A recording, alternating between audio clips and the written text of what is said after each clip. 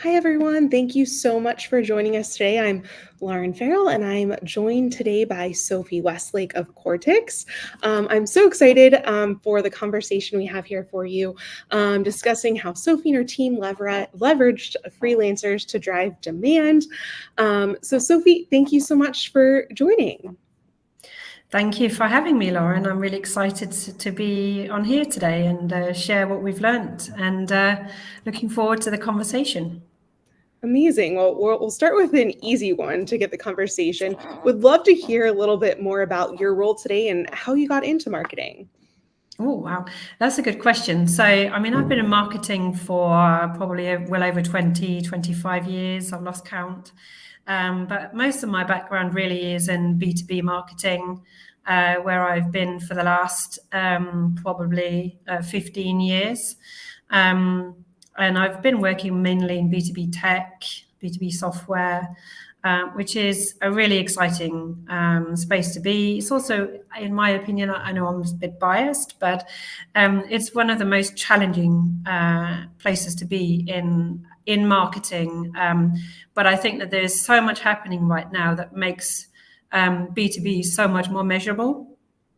And that's that's a really exciting place to be right now. So lots of different experiences from digital marketing to branding and comms and the marketing technology stack, and we get exposure to lots of new systems and tools to try out all the time. So it's a great experience to have.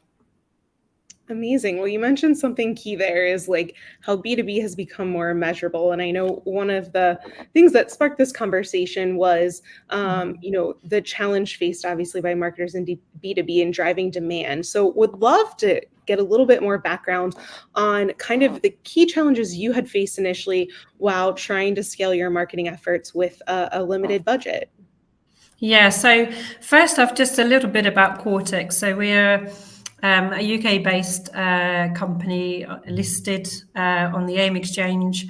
And we initially launched, obviously, in the UK. Then we expanded into the US and France. We went into Italy, Spain, Germany, and Poland. And when I joined the company in 2017, we were just in 3 of those countries. And since then, we've expanded. And we have done that without really growing our marketing team in terms of the number of resources. And of course, this is a huge challenge because as the company's growth aspirations grow, as the marketing tech stack advances, that creates pressure in terms of the skills gap of the team to understand those different platforms, whilst also multitasking, marketing in multiple languages. I think for us, it's a challenging time to be able to manage the growth and do that at the same time as juggling budget and resources. So those are sort of the key challenges, which I think a lot of organizations can now relate to. For us, what we're trying to do is really just to balance keeping a continuity with full funnel marketing, whilst also having the individual channels. So whether that's Meta, paid social, Google Ads, and having that with specialist input from freelancers, and that's where really Marketeer Hire has come in and provided a fantastic experience for us. That's amazing. So, kind of touch on this a little bit. How did you, obviously on a team, when you're leading a marketing team, there are a million different people you would love to have to fill different gaps and specialize in different areas. So, how did you identify first the specific skills you needed and how you wanted those embedded in a role? And then how you chose freelancers to be the ones to fill that role or roles? Yeah. So I guess, looking at what are the company objectives, what are the marketing team's objectives for growth, and then looking at, where's the spend, and then looking at where do you think you can make efficiency improvements. I've taken a lot of inspiration over the years from Chris Walker. I'm sure a lot of people on here probably know of him. I think he's been on your webcast as well. And it's starting to look at the data. First of all, what are the data telling you? Where do you think you've got most opportunity for efficiency improvements, but also the growth? And for us, the conclusion on that one was that it would be Google that would provide us the best solution for that, with the area that we should be focusing on. And we had been working with a number of freelancers in the past, and I got to a point where I was well aware that our Google accounts needed to be restructured. So I came across Marketeer Hire, and we started to search for someone to help us with that. Amazing. So when you made that decision, what criteria did you use once you started that process to start vetting and selecting and decide that was going to be the right person for you? So we contacted, first of all, we spoke with Nicholas, who's been absolutely fantastic for us. And what was quite eye-opening for me was to speak to somebody that fully understood the brief, that fully understood the challenges. Clearly we were not the only ones that were having these very specific challenges. I wrote probably a 2-page brief. So something that's quite interesting working with freelancers is that instead of writing jobs descriptions, you're writing briefs.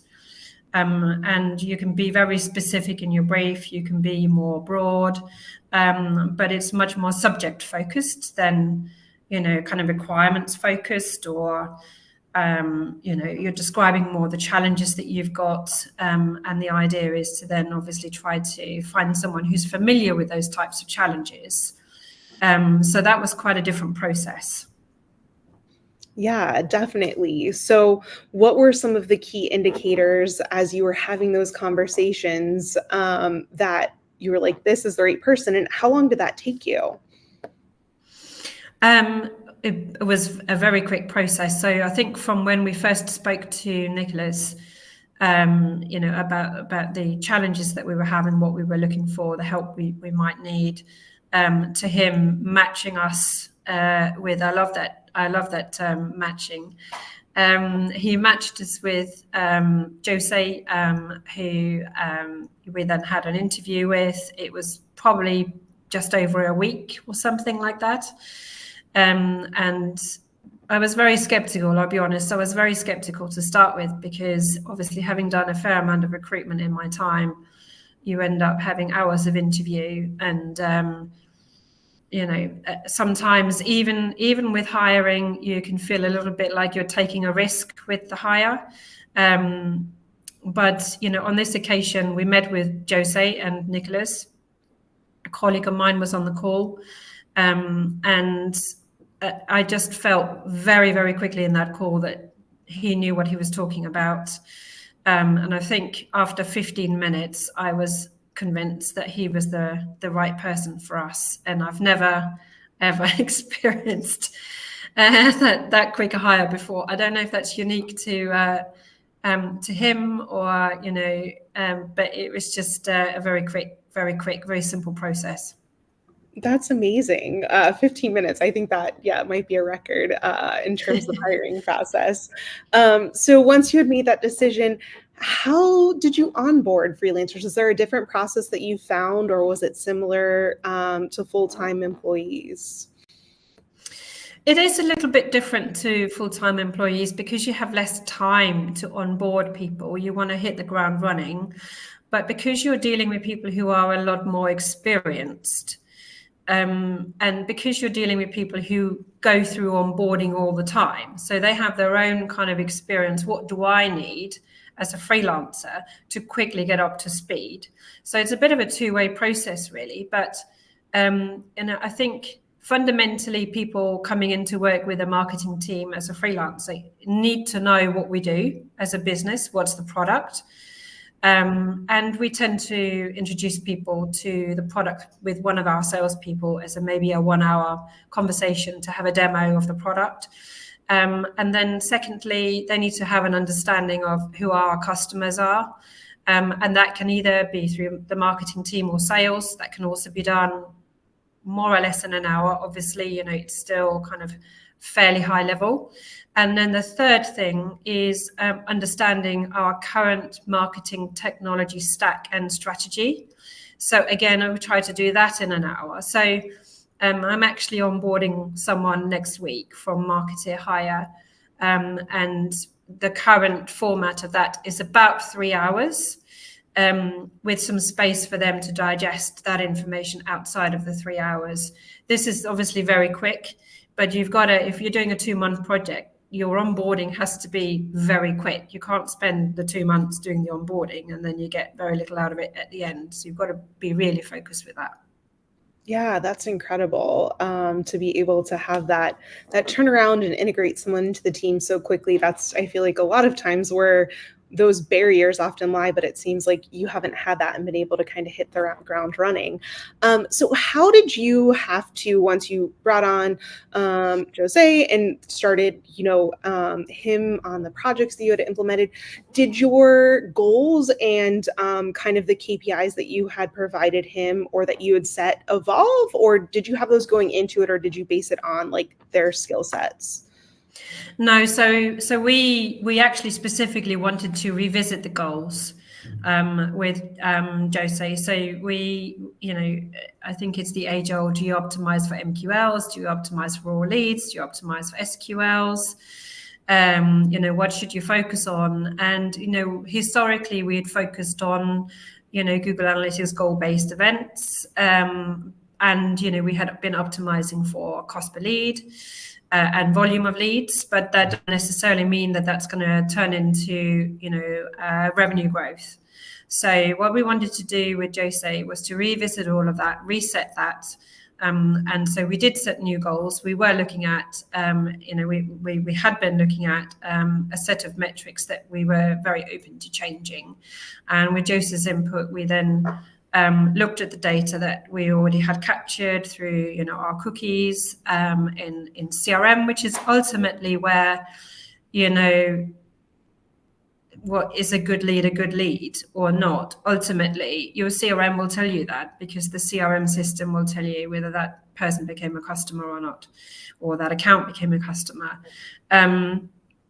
So we did go through a process with Jose, looking at the data, discussing what would be most appropriate to us. It involved a couple of other people internally in the business, from the sales side, from the strategy side of the company, and we came to the agreement that we wanted to be optimizing for SQLs and cost per SQL as well.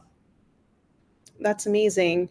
And did you set plans for, was it 30, 60, 90 days? How did you kind of look at that as short-term goals versus long-term goals, and driving that full demand strategy and, ultimately generating leads? Yeah, so I think with these things, it's often a proof of concept first. So obviously, we knew that our accounts needed to be restructured, as they do, every now and then. Everyone who works with Google Ads knows that every now and then you're going to have to restructure. The data will soon tell you when you need to do that. So, we started off restructuring the UK account. So that became like a short-term objective, to work on that. But, as well, looking at the longer-term objectives, we also knew that, Google doesn't do a job by itself. You need to look at the full funnel. And I had a core team looking at how can we make sure that as we're investing more into optimizing the Google Ads, how can we make sure that we leverage, the traffic that we're getting from Google there through our remarketing, through other channels that we use, through other technology platforms, to make sure that we're generating a full funnel experience as well. And that's the more long-term strategy piece, because obviously, that evolves around your messages, but it also evolves around, it's not something that's going to get you results tomorrow, next week. It's investing in the long-term pipeline.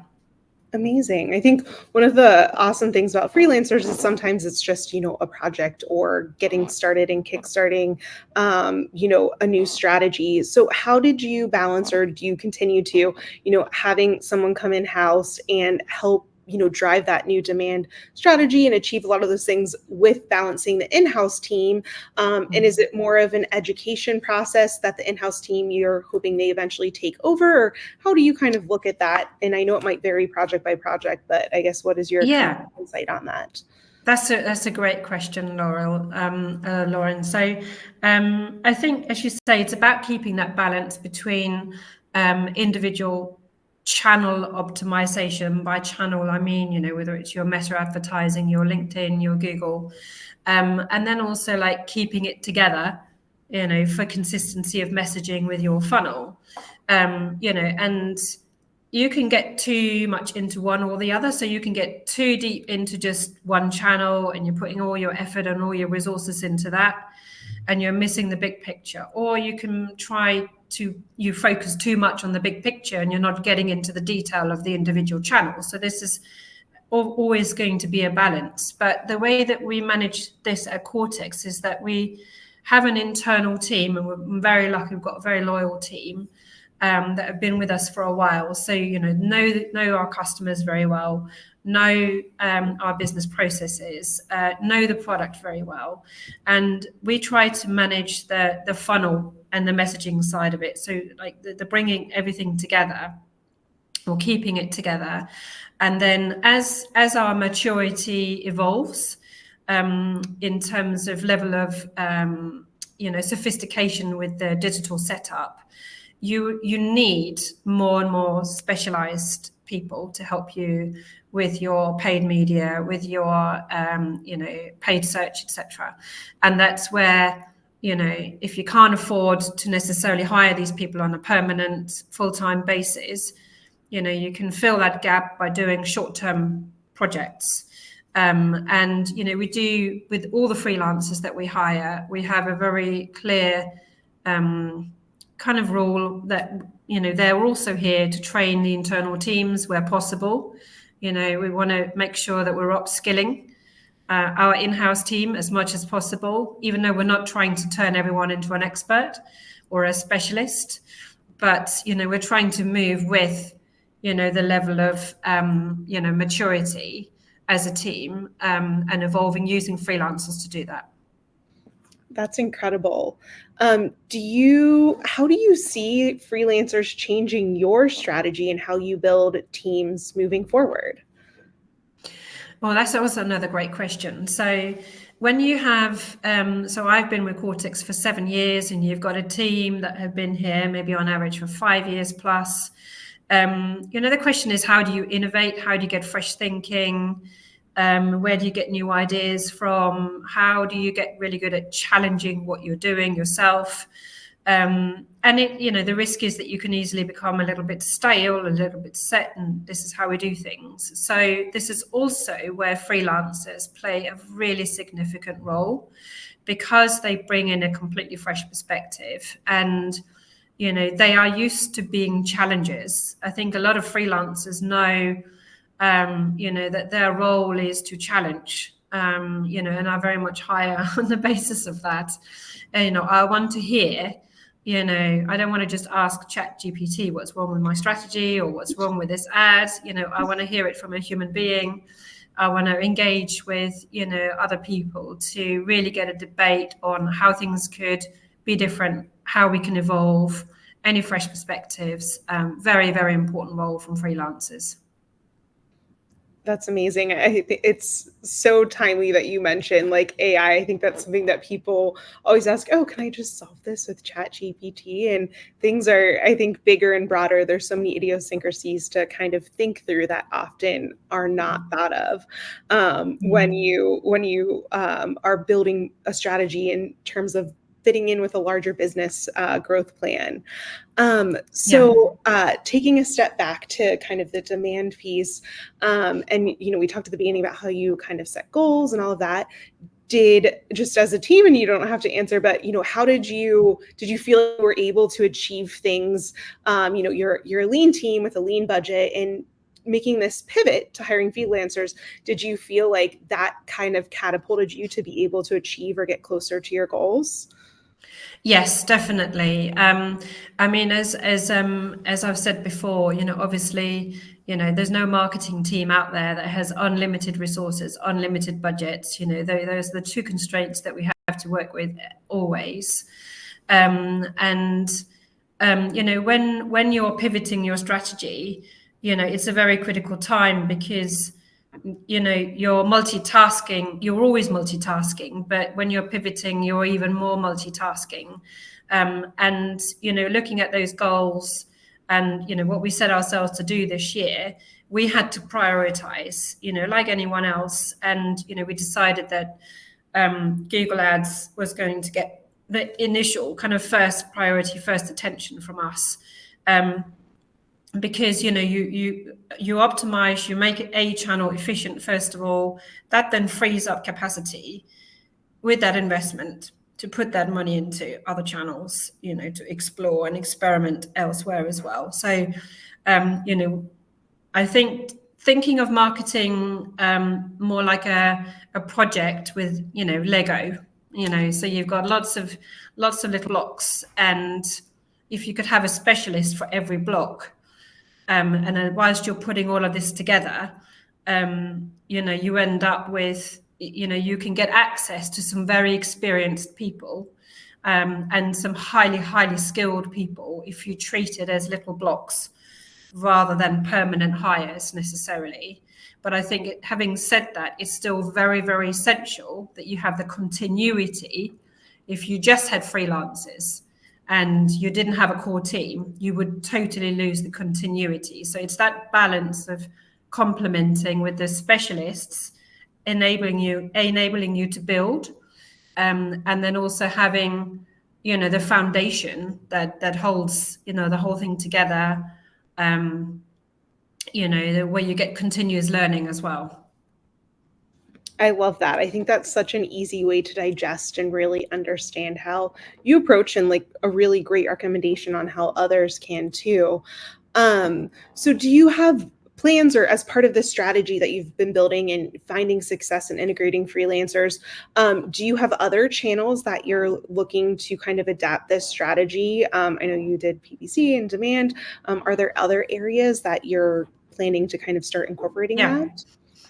Yes, so we are starting, another project looking at paid media, and particularly paid social, and we also, I think another great thing about Freelancers is we're obviously a UK-based company. We don't have offices in Spain or in Italy, for example. We do have one in the States and we do have one in France. But if we wanted to hire somebody who is, for example, an Italian speaker, we wouldn't be able to necessarily find that so easy from a hiring perspective, employing someone locally, managing their taxes, etc. So going through someone like Marketeer Hire is a great way to do that. And we're starting also looking at, getting people in with language skills through Marketeer Hire that can look at very specific countries, that have domain knowledge, perhaps, in addition to being, a local speaker, that also has domain knowledge on, paid social, etc. So sort of looking at, kind of more regional based aspects of our marketing strategy. That's incredible. With that, that's amazing to be able to reach into areas at scale that you haven't been able to. For small marketing teams that are looking to freelance talent to whether upskill their current team, reach out in different areas, or just enhance their capabilities, like you just mentioned, what advice would you give to someone who's starting, has never thought about hiring freelancers? It might be intimidating. From your own experience, what would you recommend? So I think if someone is concerned or worried about hiring a freelancer, it might be because they have maybe had some past bad experiences, perhaps, of freelancers that maybe were not available when they wanted them to be available, or they I think that's always the biggest risk with freelancers, is that people think, oh, they're not going to be committed to me. But I think that I'd say just give it a go. And the great thing about it is that, if you, with the contracts that we have in place for freelancers, there's always a trial period. You could spend so much time interviewing people and still end up hiring the wrong person. But, when you really start working with somebody and engaging with them, you start to see them from a different perspective. And that's when you really are able to assess whether this is somebody that is going to add value or not. And that's why the onboarding and the first week or the first 2 weeks of working with a freelancer is absolutely critical. Don't just, hire somebody and leave them to it. Be really, really involved with them in the first 2 weeks. Set them off on the right path, and, give them as much of an opportunity to hit the ground running as possible. Just give it a go. I think you'll be amazed at just how much great talent you can get access to that you may not ever be able to afford to hire full time. And just also the spin-off effect that this has on the rest of your team. I think that the rest of your team, will have an opportunity to really thrive off that. That's amazing. I love that. So we kind of started off the conversation with kind of the challenge you faced, which was driving demand and having limited resources. So I want to get one more piece of insight from you, which is, what is your primary takeaway that you would recommend? Because let's face it, every challenge of every marketer is, how do I drive demand? I don't have the resources I need, or I don't have the budget I need. But what is the main takeaway from this strategy you implemented, over this past, 6 months, this past year, when you kind of started deciding to go this route? What is that one, I guess, key or two key pieces that you would say, how someone would approach this? Yeah, another great question as well. So I think, don't try to do everything at once, is my advice. I think that if you're a really small team and your growth ambitions is somehow stretching your team a lot, there is a temptation that you're trying to do everything, you're trying to be everything, you're trying to refresh your ads as frequently as you can, and you end up dropping things off the back of the wagon, essentially, by doing too much multitasking. So I would say prioritize, what's going to give you the biggest impact in the short term. Do one activity, do one channel really well, get it to a point where it's well optimized, and then move to another channel or the next channel, and then move it along. I think obviously if you had a massive team, you have unlimited budgets, you could do all of it at once. But there is something to be said for focus, and doing it in succession would be one of my bits of advice. And then my second advice would be also to use experts when you get to a certain level of maturity, where you really need to stretch yourself and need to really, really evolve that depth of expertise. Work with specialists on that. And specialists don't have to be permanent. They can be project-based, would be my advice. Amazing. Before we get to questions, so I want to go there next. Anything I didn't ask that we should have touched on or cover that I forgot to ask you, Sofie?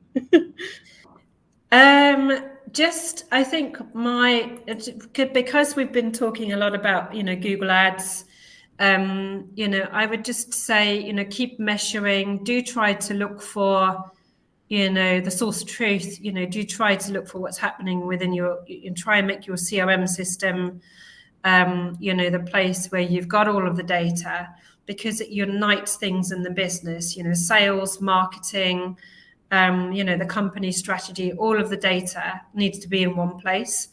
And that's probably the singles kind of, biggest thing that we've done with our freelancer on Google Ads, is that we've really moved away from, just using, goal conversions in Google Analytics as a conversion measure, because it wasn't working for us. And so that would be another thing that I would really advise, is to try to make that data integration work fundamentally for any kind of marketing project. If you're working without data and you're not looking at the performance of that, you are working blind. Amazing. I think, yeah, we can't overemphasize the importance of data in decision making and reviewing and building future strategies. So amazing. Thank you, Sofie. So I want to get to a couple of questions. So the first one here, how do you handle communicating the communication and coordination challenges that can arise when working with freelancers who are remote? Yeah, so actually my whole team is remote. So I think remote is like how everyone works now. I don't think that freelancers are necessarily any more remote than anybody else. I think having regular touch points with the whole team is important. We use Teams a lot, and we use, the messaging function in Teams continuously to stay in touch. I think at the beginning, when you're onboarding a freelancer, make sure that they've met face-to-face or virtually face-to-face, so that people know who's who. They feel like it's a bit easier to reach out to somebody that you've spoken to in a Teams call than somebody that you've never met before. So, I don't, the freelancers that we work with are all over the place. And I don't feel that that's any different to, my team who might be in Coventry or Huntingdon or Cambridge or Wales, or it's just a virtual team. Amazing. Yeah, we're truly a remote world today. What steps do you take to maintain quality consistency in the work that freelancers produce for you? Another great question. I think it comes down to having the goals, and for the goals to be consistent and for your measurement to be consistent. If you continuously change your measurement methodology, then of course, if you have, for every freelancer that you have, if they want to bring in their own kind of suggested metrics, and that keeps changing as you move from one freelancer to another, then obviously you're going to get inconsistency. But if your metrics are the same, then hopefully that should bring some consistency in what we're working towards. Okay, great. Would you ever recommend someone considering having a generalist freelancer to support specific areas within your team? I think that depends on the size of the company and the stage of the company. So if you are a if you are a startup company, and let's say that you are the CEO of that company and you don't have any marketeer at all, or you're just starting out with hiring a marketeer, I think going down the freelancer route with a generalist is a good idea, because it gives you an idea of, it gives you an opportunity to try. I would probably say that if you're going down the generalist route, again, as with any other freelancer, what are your objectives for that generalist? Because, generalists also work with objectives. It's not just, specialists, or, we all work with objectives. So in a way you can think of a marketing generalist as a form of marketing specialism as well. Yeah, no, that absolutely makes sense. Okay, I think we have one more, unless you get another one here. How does access to a specialized talent pool, I guess one that's already vetted, change your planning? So I'm going to interpret that as changing, next quarter, next year. Does it change how you plan for the future and building your team? I don't think it does. I think that when we set up our objectives and plans for this year, which we work on yearly and half yearly plans at Quartix. I think that we at the beginning of the year said that these are the core objectives, areas that we want to improve. These are the targets we want to set ourselves. and we work from there. I think one consideration perhaps to make for any head of marketing or CMO is when you're hiring freelancers, which budget does it come out of? Does it come out of your marketing budget, which you are in control of, or does it come out of the company's hiring budget, which you are maybe less in control of? And I think that's a consideration. And for us, we have that coming out of our marketing budget. So our marketing budget essentially encompasses a consideration budget-wise for hiring freelancers. Because I guess if you think of marketing very crudely split into two areas in terms of budget, you've got essentially what I would call media spend. So this is the stuff that increases your visibility, that generates the leads. And then you have your overheads, which is your skills, your resources, your platforms. And the more control you have over that, obviously the quicker you can make these decisions rather than having to go through internal processes to apply for essentially a hiring budget. So my advice would be build this into your marketing budget from the start. That's incredible advice. I think that's something a lot of people probably don't proactively think of, especially in budgeting for the remainder of this year or next year. Well, that was the last question. Sofie, I cannot thank you enough for joining today. It's been a pleasure speaking with you. And everyone who joined, really appreciate you joining us today and for your insightful questions. Thank you for having me. It's been an absolute pleasure, and I'm happy for anyone to reach out, connect with me on LinkedIn. If you have any other questions I can help anyone with, I'm more than happy to engage with you on that. Amazing. Well, thank you so much, Sofie, and have a great day, everyone. Bye. Thank you.